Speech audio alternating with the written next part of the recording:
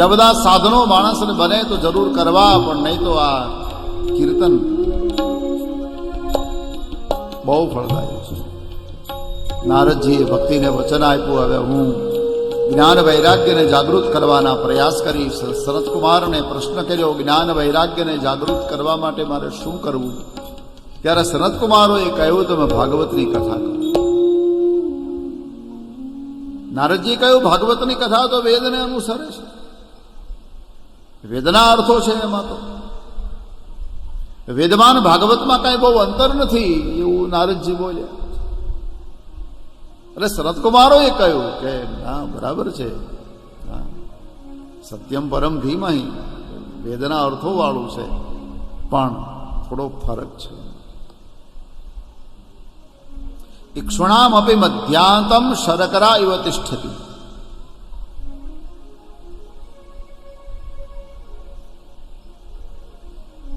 શેરડીમાં સાકર છે, સનતકુમારો. ઇક્ષુણામ અપી મધ્યાંતમ શરકરા ઇવ તિષ્ઠતિ. શેરડીમાં સાકર છે, પણ એને અલગ કરવી પડે. શીરો બનાવવો હોય તો શેરડી નાખીએ તો શીરો ન બને, પણ એમાંથી સાકર કાઢીને નાખો તો શીરો બને. એવી રીતે વેદ એ શેરડી છે, પણ એમાંથી એનો અર્ક, એનો રસ કાઢી ભગવાન વેદવ્યાસે આ ભાગવત નિર્માણ કર્યું છે. એટલે તમે ભાગવતની કથા કરો એટલે તમારી બધી જ ચિંતા બધી દૂર થઈ જશે.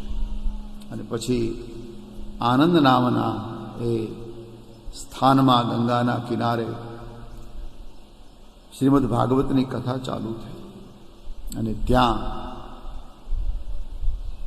એ કથામાં જ્ઞાન, ભક્તિ અને વૈરાગ્ય નાચ કરતા કરતા આવ્યા છે. ભાગવતની કથાથી જ્ઞાન, ભક્તિ અને વૈરાગ્ય પુષ્ટ બને છે. આ સંસારમાં ત્રણ વસ્તુ બધામાં હશે. ભાગવતમાં વિશિષ્ટતા એ છે કે ભાગવતમાં વૈરાગ્ય છે, કર્મ નથી. ભગવદ્ ગીતામાં ત્રણ વિભાજન છે, જ્ઞાન, ભક્તિ અને કર્મ. મહાભારતના 18 પર્વ છે, 6 પર્વના 3 વિભાજનો છે, જ્ઞાન, ભક્તિ અને કર્મ. વેદના પણ 3 વિષયો છે, જ્ઞાન, ભક્તિ અને કર્મ. જ્ઞાનકાંડ, કર્મકાંડ અને ઉપાસના. ઉપાસના એટલે ભક્તિ. એક લાખ મંત્રોનો વેદ છે, એમાં 4000 મંત્રો કર્મના છે, કર્મકાંડના, 16000 મંત્રો ઉપાસના કાંડના, 80000 મંત્રો જ્ઞાનકાંડના, 1 લાખ. હવે એમાં વિષયો કેટલા આવ્યા? 3: જ્ઞાન, કર્મ અને ભક્તિ. ભાગવતમાં 3 જ વિષય છે, પણ જ્ઞાન, ભક્તિ અને વૈરાગ્ય, કર્મ નથી. હવે કર્મ શું કામ નથી એનું રહસ્ય તમને કહું. કર્મ છે ફળ આપે, મુક્તિના આપે, મોક્ષના. કર્મમાં વ્યવસ્થા કેટલી? ફળની. આપણે સારું કર્મ કરીએ તો સારું ફળ મળે, ખરાબ કરીએ તો ખરાબ મળે. કર્મમાં ફળની વ્યવસ્થા છે, મોક્ષની, મુક્તિની વ્યવસ્થા નથી. અને ભાગવત મુક્તિની વ્યવસ્થા વાળો ગ્રંથ છે, ભાગવત મુક્તિની વ્યવસ્થા વાળું છે.